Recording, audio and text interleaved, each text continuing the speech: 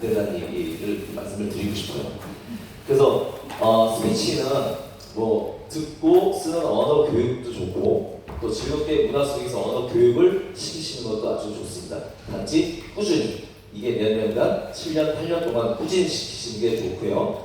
스피치를 저희가 국회의원협회에서 강조하는 게 잘하는 아이 만드는 것도 물론 좋지만 이거를 정말 즐기는 학생들을 기르는 게 저 중요하다고 생각하기 때문에 여러분들께서도 다 여기 교장 선생님 그리고 관계자분들도 다 아시다시피 즐겁게 아이들이 참여할 때 자기 생각이 나오게 되니까 항상 강압식으로 시키지 않으시는 게 좋다는 말씀을 드리고 싶습니다.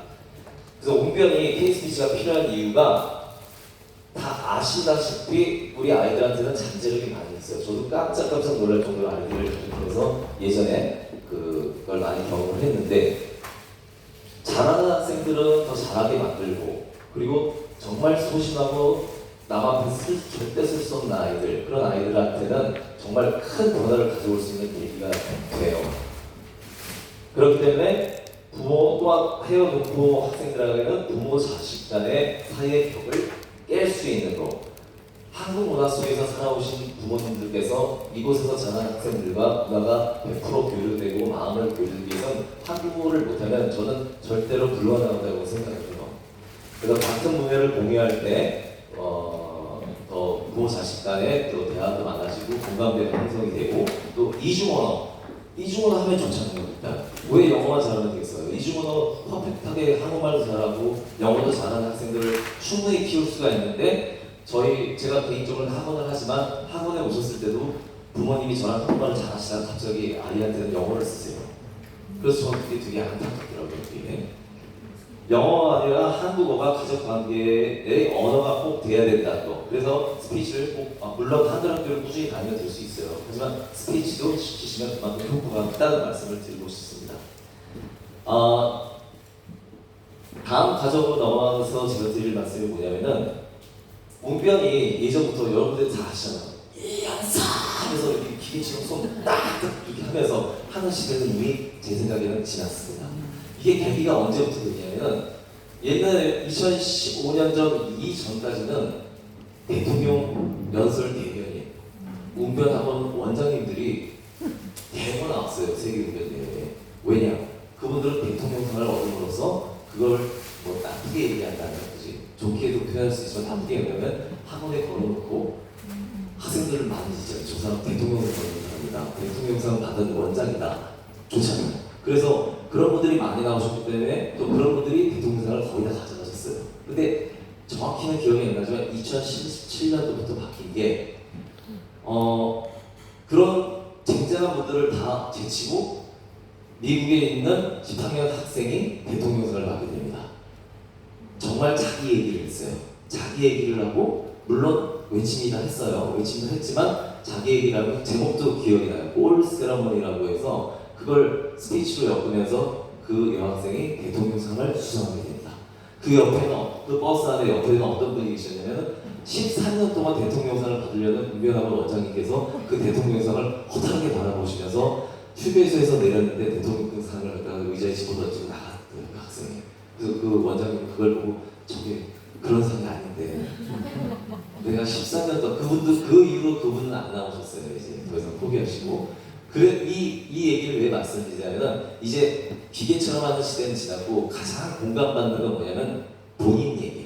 대통령상을 받는 어른도 그렇고 대통령상을 받는 젊은 친구들도 그렇고 다 자기 얘기를 할 때 자기 스토리를 위해서 자기 경험을 하고 자기 자신의 해결 방안이 나올 때 40년이 넘는 세월 동안 그 웅변대회 심사를 보신 분들을 감동을 줄 수 있는 것이지 아무리 좋은 얘기를 하더라도 남의 얘기를 갖고 나오면은 대번 알고 공감대가 형성이 안 된다는 것들을 이게 중심적인 얘기가 되겠습니다. 그래서 한국어 스피치는 이제 암기형이나 어떤 스피치의 그런 테크닉보다는 청중과의 소통, 내용이 정말 신선했다 이런 데 초점을 맞추게 되는 것입니다. 그래서 공감대를 형성하는 것이 중요하다는 것이죠. 그래서 아이들을 가르칠 때도 이제 이렇게 가르쳐요. 야, 한국어를 세계 알리는 방법에 대해서 한번 생각해봐. 얘기해봐. 자, 우리 한번 원고 좀 써보자. 그러면은 정말 어른들 거 한국말로 해도 A4지 반장도 못 채워요 처음에는. 근데 우리 아이들이 그걸 어떻게 쓰겠어요? 그래서 웅변 원고의 연재를 정할 때 여러분들께서 이제 선생님이든 학부모님들이든 먼저 해야 될 게 아이하고 무조건 대화를 많이 하셔야 돼요. 대화를 해서 그 아이의 그 학생의 슬펐던 일, 기뻤던 일, 가족 이야기, 뭐 엄마 아빠 얘기를 엄마 아빠한테도 안 하는 얘기를 갖다가 그 선생님한테 다 끄집어낼 수 있게끔 얘기를 다 들으셔서 야, 너 그런 얘기가 있었구나. 그 얘기를 갖다가 우리 인간 원고를 한번 써보자. 이렇게 얘기가 가야 돼요. 그래야 같이 쓰는 게 가능하지 일반적으로 부모님이나 선생님이 얘기하시면 절대로 그렇게 될 수가 없어요. 거기서부터 이야기가 시작돼야 되고 그 다음에 제목 선정에 대해서 말씀드릴게요. 자 보세요. 1번 연서가 나왔는데 제목이 전 세계 한국을 알리는 홍보 방법 이런 거 딱 화면에 나와요. 그러면 그때부터 청중들에서 어른들 몇 분들은 핸드폰을 봐요. 핸드폰을 보고 왜냐하면 보세요. 벌써 전 세계 한국어를 알리는 홍보 방법 하면 벌써 어떤 얘기를 할지 청중들은 다 알아요 이미. 그러면 처음에 집중을 시킬 수가 없어요. 그래서 그럼 제목을 어떻게 정하냐 제가 구체적으로 한번 들어볼게요. 아까 1번 전 세계 한국어를 올리는 방법 실제로 나오는 제목이에요. 이거 제목 전도사. 그냥 제목이 전도사로 딱 나오는 거예요. 그 다음에 북한과의 평화통일의 해결 방안 이렇게 제목 나오는 것보다 제목을 해결사. 그리고 질서 있는 사회를 만드는 방안이 있는데 이거의 제목은 신호등. 이 신호등이라는 그 연재로서 그 원고가 나온 거는 결국엔 세계대회에 나가서 국회의장상을 받았어요. 그게 거의 두 번째 상이에요. 대통령 다음 상이에요 거의. 그리고 한국 문화의 핵심인 한국어를 아끼자만 이런 연재가 있는데 이거의 제목을 보물섬 해가지고 풀어놓은 거예요. 청중들이 들었을 때 보물섬? 무슨 얘기하지? 그럼 핸드폰 안 들어요. 저희가 무슨 얘기를 할지 궁금해서. 이 보물섬도 국무총상을 받게 됩니다. 그래서 원고 작성은 이렇게 제목을 정하시는 게 좋고요. 그러니까 제목을 들었을 때 무조건 저는 그렇게 생각해요. 무조건 궁금하게 만들어야 돼요. 그리고 5자 이상이 넘어가면 안 돼요. 한 글자도 돼요. 짧게 궁금증을 유발시키고 원고 작성을 하는데 제가 개인적으로 전에 한 학생의 원고를 쓰기 위해서는 그 학생을 위해서 거의 30번 이상을 수정을 해요. 왜 그러냐면 원고 썼어요. 그럼 저는 처음에 기대도 안 해요.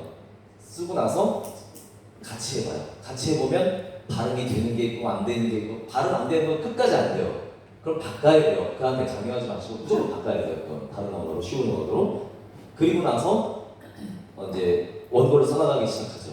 그 다음에 선생님이 가르치는 부모님이나 선생님이 본인이 직접 스피치를 해보셔야 돼요. 그걸로. 그래서 시간이 초등부가 4분입니다. 4분 이내. 그럼 3분 30초에서 4분 이내로 끊으셔야 됩니다. 그 안에. 그래야 더 좋은 점수를 받을 수가 있어요. 3분에 끝날 수도 있지만 제 경험상으로는 3분에 기승전결 들어가고 해결 방안까지 절대 못 끝내요. 3분 30초는 넘어야 돼요. 그래야지 되더라고요. 그래서 해외 동포를 3분으로 규제를 했는데 저하고 저를 비롯해서 몇 분이 강력하게 얘기를 해서 그걸 4분으로 만들어놨어요. 이건 불공평하다. 왜 한국 애들은 4분을 주고 우리 해외 동포는 3분을 주느냐? 그럼 안 된다. 그래서 4분을 만들어놨어요. 그래서 스피치의 방법은 그래서 결국은 4, 5일 전까지 원고 수정이 돼요. 예. 근데 4, 5일이 넘어가서 3일 남고 이틀 남았을 때 원고 수정하면 학생이 너무 힘들어요. 외워야 되니까. 그래서 적어도 좋게 말하면 한 일주일 전에 원고는 다 끝내고 이제 그거 갖고 이제 승부를 보는 거죠. 그래서 스피치 연습을 시킬 때는 단어 하나하나의 뜻을 다 가르쳐 주셔야 돼요. 그리고 단어 연결하는 방법, 연결해서 발음시키고 단어 연결해서 발음시켰으면 문장 연결해서 발음시키고 그렇게 해서 그 내용이 어떤 내용인지 완벽하게 이해를 시켜야 돼요. 그 학생한테. 그래야 18번의 노래가 감동을 주듯이 그 학생이 자기 마음속에서 그 노래가 나오는 거예요. 그래서 저는 학생들을 가르칠 때 이건 저 개인적인 방법이었어요. 전에 스피치 하는 학생한테 저는 뭘 얘기해 주면 물론 이건 스피치예요. 하지만 너는 연극하는 배우야. 배우가 자기 대사가 무슨 뜻인지도 모르는데 어떻게 연기가 나오겠어? 청중들을 감동시키려면 네가 완벽히 그 뜻을 알고 연기를 해야 돼. 물론 스피치니까 스피치를 잘해야 되겠지만 그렇게까지 얘기를 해서 저는 설득을 시켜요. 그래서 시선과 행동은 전에는 그랬어요. 전방 15도, 손은 계란 모양 이렇게 하고 이렇게 하다가 청중들을 봐야 돼. 하면 로봇처럼 한 번씩 보고 한 번씩 보고 이런 시대는 갔습니다. 이제 정말 자연스럽게 뭐 이거 안 해도 돼요. 이거 안 해도 돼. 해도 되지만 안 해도 돼요. 그냥 자연스럽게 뭐 말하기 대회식은 아니지만 스피치니까 자연스럽게 대화해서 끊어줄 땐 끊어주고 그렇게 스피치를 시켜야지 로봇처럼 시키면 안 되고 시선도 청중들을 다 봐야 돼요. 보면서 눈이 마주쳤을 때 청중들이 딴짓을 못해요. 청중들을 안 보면 다 딴짓을 하게 돼 있으니까 전부 다 눈을 마주치고 보고 그 다음에 자연스러운 동작이 돼야 되고요. 그 다음에 이게 핵심이에요. 원고가 50점이에요. 여기서도 뭐 호주 대회도 마찬가지고 세계 대회도 마찬가지고 원고가 50점이기 때문에 일단 원고가 잘못되면 좋은 점수를 받을 수가 없어요. 물론 점수보다도 아이들이 잘하는 게 중요하겠지만 이왕하는 거 좋은 점수를 얻어야 되잖아요. 자, 기승전결 다 들어가야 돼요. 처음에 시작할 때 이렇게 시작하는 학생들이 굉장히 많이 있습니다. 안녕하십니까. 저는 모모 학교 3학년 강현석이라고 합니다. 벌써 마이너스예요.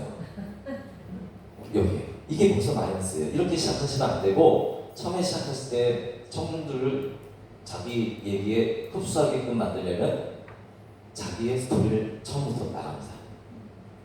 예를 들어서 제가 작년에 뭐 하면서 나가는 거예요. 그럼 이제 그래서 사람들이 얘기를 듣고 집중하게 됩니다. 기승전결 갈등과 그다음에 갈등 공백 있고 뭐 공감 있고 왜 힘들었는지 왜 부끄러웠는지 어떤 고민이 있었는지 청중들한테 얘기해요. 그럼 그때까지도 다 괜찮아요. 그리고 청중이 가장 얘기를 잘 들어줄 때 야 저거 내가 어렸을 때 내가 했던 얘기다. 왜냐면 다 살아오는 게 똑같기 때문에 그 아이나 학생이 가졌던 고민 그거 어른들도 다 가졌던 고민이거든요. 그런 것들을 얘기해 주게 되고 그 다음에 저희가 이제 또 좀 안 해주셨으면 하는 부분 중에 하나가 뭐냐면은 스피치를 할 때 뭐 하다가 저는 그렇게 생각합니다. 그 이유는 첫째 하고 얘기해요. 그 둘째까지 괜찮아요. 이게 셋째 가면 안 돼요. 그러면 이거는 제 개인적인 생각이 아니라 세계대회에서 심사위원들하고 같이 식사하실 때 어떤 심사위원은 첫째, 둘째, 그거 셋째 그거 하면 안 돼 이렇게도 얘기하세요. 근데 어떻게 얘기를 정립하다 보면 나올 수 있어요. 근데 둘째에서 끊어주라고. 둘째, 셋째 가면 안 돼요. 노래도 마찬가지예요. 예선 호주 본선 할 때 어떤 친구는 1절 다 불러요. 그거만 해도 벌써 1분 가버리는 거예요. 노래는 그냥 한 소절. 그냥 나나나나나나나나 끝. 더 이상 부르면 안 돼요, 노래도. 거기서 끝내줘야 되고, 짧게 끝내줘야 되고, 그 다음에 역사적 사실이라는 거 있잖아요. 너도 알고 나도 알고 모두가 아는 역사적 사실. 1942년, 뭐 1945년, 뭐 1950년, 6.25 뭐 이렇게 계속 역사적 사실을 나열하잖아요. 이거 안 좋습니다. 그렇게 나열하지 말고 하더라도 짧게 그거를 돌려서 자기 얘기처럼 어떤 그 문맥을 형성을 해야지 역사적 사실을 나열하는 순간 청중의 그 집중력은 확 떨어져요. 듣기 싫어해요. 나도 아는 사실을 연사가 얘기하게 되니까 그건 줄이시는 게 좋습니다.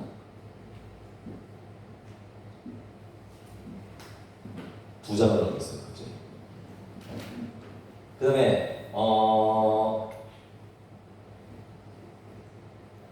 그 제일 중요한 게 심사위원들이 보는 중에 제일 좋은 게 원고에는 반드시 자기가 주장하는 것도 있지만 그 주장을 어떻게 해결해야 되는 해결 방안이 무조건 들어가야 돼요. 무조건.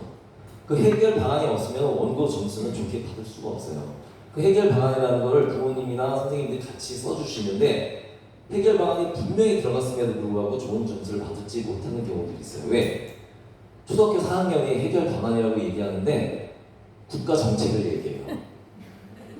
누가 들어도 이거는 그냥 어디서 뺏긴 거든지 그런 거잖아요. 그게 아니라 정말 자기 생각해서 자기가 얘기하는 자신이 생각하는 그 해결 방안이 반드시 들어가야 돼요. 그게 안 들어가면 좋은 점수를 받을 수가 없습니다. 그 다음에 결론으로 나의 다짐.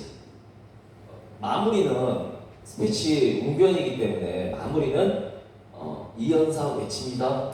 그게 끝에 들어가도 되고 중간쯤에 한번 나오고 끝에 나오고 2번 정도 나와도 괜찮아요. 근데 중간에 워낙 크게 한번 질러줬으면 맨 끝에 영혼으로 또 남기시는 방법도 괜찮아요. 근데 이제 부모님들이나 선생님들이 생각하기에 끝을 약하게 끝내면 정말 강하게 끝내는 애한테 밀리지 않을까 이렇게 생각하셔가지고 끝을 외칩니다를 하는데 외쳐도 그 외치기 전까지 스토리가 이어지면서 외쳐야 되는데 갑자기 외쳐요. 그러면 어색하잖아요. 그래서 그것도 좋은 스피치가 안 된다는 거. 그리고 이제 맨 마지막에 이제 또 하지 말아야 될 것 중에 하나가 이제 스피치를 다 마치고 나서 이제 연사가 이렇게 얘기합니다. 제 얘기를 들어주셔서 감사합니다. 그러잖아요. 그 마무리는 웅변의 스피치에 존재하지 않습니다. 절대 하지 말아야 될 것 중에 하나예요. 그게. 그래서 이런 것들 지금 제가 말한 그런 법을 해결 방안, 스피치 할 때 자기 얘기, 연재 제목 정할 때 짧게 구문중 위말 이렇게 하면서 연습을 꾸준히 하시면 되는데 제가 좀 드리고 싶은 말씀이 뭐냐면 이걸 꼭 안 그래도 바쁘신 우리 한글학교 교장 선생님 또 선생님들 경위자분들이 이걸 다 감당하실 필요는 없다고 생각해요. 이 방법을 아셨으면 부모님한테 전달하세요. 부모님이 어차피 한글학교에서 가르쳐요. 예, 제가 한글학교에서 하는 데는 할게요 하고 집에 가면요 부모님 스타일로 바뀌어요 일주일 뒤에. 그래서 이상하게 돼서 와요. 그러니까 부모님한테 정확하게 가르쳐 주셔서 그 법을 부모님한테 드리세요. 그러면은 아무래도 다시 왔을 때 왜냐면 잘못돼서 처음부터 깨끗한 도화지에 그림을 그리기 좋지 한번 그렸던 막 지저분한 종이에 그림을 그리기 더 힘든 것처럼 잘못돼서 바뀌어오면 수정하기가 2배, 3배가 힘들어져요. 그렇기 때문에 부모님께 좋은 정보, 정확한 정보를 드려서 가르쳐 주시는 게 좋은 효과를 가져올 수가 있다고 생각합니다. 그리고 웅변은 원고를 갖고 나가잖아요. 반드시 원고는 다 외웠어도 저는 갖고 나가는 걸 추천드려요. 왜? 사람이기 때문에 어느 순간 갑자기 100번을 했어도 갑자기 생각이 안 날 때가 있어요. 그럴 때 어떻게 해요? 이렇게 보고요? 아니잖아요. 그래서 아시는 분 아시겠지만 저는 기침을 연습시킵니다. 이러고 있어요. 그럼 이건 끊어진 게 아니에요. 기침이 나왔기 때문에 잠시 멈춘 거예요. 그래서 왜냐면 그리고 새 프린트를 탁 뽑아서 이렇게 갖고 오시면 안 돼요. 저처럼 뭐 이렇게 지저분하더라도 평상시에 자기가 보던 거를 갖다가 딱 갖고 나오면 연사는 한 장 한 장 넘기더라도 자기가 어디쯤 하고 있는지를 알아요. 그래서 기침할 때 바로 거기를 보게 됩니다. 그래서 이어지게 돼요. 실제로 순진한 학생들인데요. 그랬습니다 하고 나서 까먹었어요. 웃어요. 그러면 나 틀렸다고 알려주는 거예요. 그게 그렇게 하면 안 되잖아요. 이것도 스킬인데 그때 반드시 기침을 시키십시오. 전체 암기는 기본이에요. 그러면 일단 기본이니까 암기를 알아도 보고한다는 건 일단 준비성이 부족하기 때문에 거기서 점수를 받을 수가 없고요. 그다음에 의상도 학생들한테 제일 좋은 거는 교복이죠. 교복 입고 교복이 만약에 멋진 교복이라고 생각 안 되시면 그때 정장 같은 거를 마이크 끄신 거 정장 같은 거를 입혀서 나오시게 되면 좋겠습니다. 깔끔하게 입고 나오시고 그리고 그 웅변 그 포스터를 보시면 재화 웅변이라는 게 써 있어요. 근데 그 옆에 또 작은 글씨도 10명 이상 이렇게 써요. 그래서 작년까지는 4명도 세계대회에 출전을 했는데 재화 웅변이 뭐냐면요. 예를 들어 한 원고를 썼는데 이 원고를 같은 내용을 10명이 같이 해요. 동시에. 또 어떤 나라는 이쪽에서 파트에서 이쪽 한 소절 얘기하고 저쪽 파트에서 한 소절 얘기하고 그 다음에 중간에 다 같이 얘기하고 이게 재화 웅변인데 10명이기 때문에 연습하기가 쉽진 않을 거예요. 이게 5명도 사실 쉽지 않고요. 그게 바로 재화 웅변입니다. 지금 그 세계대회에서도 지금 각광을 받고 있어요. 여기는. 그리고 또 하나 이제 국내대회 참가하실 때 아파서 예선 못 나가고 본선 못 나갔어요. 그런데 저는 웅변 연습을 너무 많이 했어요. 너무 많이 해가지고 억울해요. 저 나가고 싶어요. 그러면은 자기가 본인이 한 동영상을 저희한테 보내주시면 저희 웅변협회에서 심사를 해가지고 물론 한국료는 못 드려요.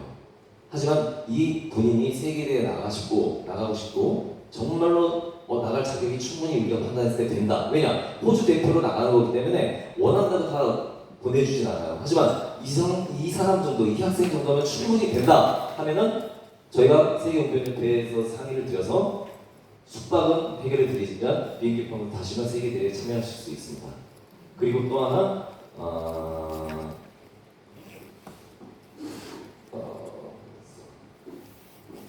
그 부분 그리고 반드시 또 제출해 주실 게 왜 몸을 못 나왔는지 증빙 서류를 제출해 주셔야 되는 거죠. 그리고 그 웅변을 왜 시키는 게 좋냐면 제 개인적으로 한글 학교는 정말로 필요해요. 또 민족 캠프 진짜 필요해요. 여기 사는 학생들한테 한국 문화를 계속 접하게 해주는 거 저 정말 좋게 생각해요. 그리고 3월 28일 날 한민족 대축제도 있는데 거기에 백일장을 해요. 백일장 이 나라에 아무도 몰라요. 백일장이 뭔지. 그래서 그런 것도 참여시켜주세요. 그렇게 참여해서 한국 문화를 계속 접해 주셔야 이 학생이 컸을 때 한국 문화가 어색하지 않고 계속 자기가 그 문화를 받아들이면서 생활할 수 있다고 저는 생각을 합니다. 그리고 그 대회에 참여해가지고 왜냐면 이 웅변 대회 스피치 연습하는데 저는 최소한의 기간이 2달 이상은 있어야 돼요. 적어도 2달 이상은 있어야 돼요. 그럼 2달 동안 열심히 한 학생들은 웅변 대회가 끝나고 나서 반드시 100% 효과가 있습니다. 그걸로 끝날 것 같죠? 천만에 그 학생 갖고 있어요. 저처럼. 자, 저는 어렸을 때 트리플 A형으로 너무너무 소심한 학생이었어요. 여학생이 있었으면 말도 못 걸었어요. 또 여학생이 말을 시켜도 대꾸도 못했었어요. 근데 그리고 이렇게 마이크 잡고 쓴다는 거 꿈도 못 꿨었어요. 근데 그때 떨리는 거 지금 떨리는 거 똑같이 떨려요. 떨리는데 다른 학생들도 마찬가지예요. 그 떨림과 이 떨림이 지금은 틀려요. 그 떨림은 무섭고 두려운 떨림이었지만 지금은 좋아서 떠는 거예요. 전 마이크 잡는 거 굉장히 좋아합니다. 근데 떨리긴 떨려요. 그렇지만 좋아해요. 이 차이는 큰 거 아니겠어요? 자, 연극 무대에서 연극을 배우들이 했을 때 연극 배우들이 공연 끝나면 굉장히 허탈해하죠. 왜? 또 하고 싶으니까. 이 학생들도 아닌 거라는 얘기예요. 저 실제로 학원에서 가르치던 학생들 같은 경우 예전에도 보면은 안 할 거예요 하는데 시키면 또 해요. 정말 하기 싫었으면 그 학생이 할까요? 아니에요. 그런데 웅변 대회 출신들이 지금 해외 동포에서 이렇게 보시면 지금 아까 민족 캠프든 어서든 선생님을 하고 있다는 그 학생들 다 웅변대 출신이에요. 그리고 민족 캠프이든 어디서든 지금 사회를 보고 마이크 잡고 있는 학생들 거기서 그래도 자기 몫을 하고 있는 학생들 다 웅변대 출신이에요. 그만큼 효과가 있다는 거예요. 그래서 여러분들께서도 부모님들을 잘 설득하셔서 지금 아까 보니까 한글학교 인원수가 2,004명이잖아요. 거기서 10%만 참여하면 전 그 생각했었어요. 그래서 한글학교가 굳이 제가 이 얘기를 하지 말라고 우리 부회장님도 얘기하셨죠. 한글학교 부회장님이세요? 저희 부회장님이신데 부회장님 하지 말라고 하는 게 한글학교가 굳이 음식으로 비유를 하자면 삼시세끼 정말 꼭 먹어야 되잖아요. 삼시세끼 계속 꾸준히 먹어줘야 되고 우리 웅변협회의 웅변대회는 가끔 있는 자취상 삼시세끼만 먹고 살 수 없잖아요. 자취상도 가끔 먹여줘야지. 그래서 그 다음에 그 자취상이 또 그려질 수 있게끔 한글학교와 호주 웅변협회는 같이 동행하는 교육을 저는 정말로 소망하고 있습니다. 여러분께서도 도와주시고 또 저희도 정말 힘단대로 한글학교를 도와드리고 그렇게 하기로 약속드리겠습니다. 오늘 감사합니다.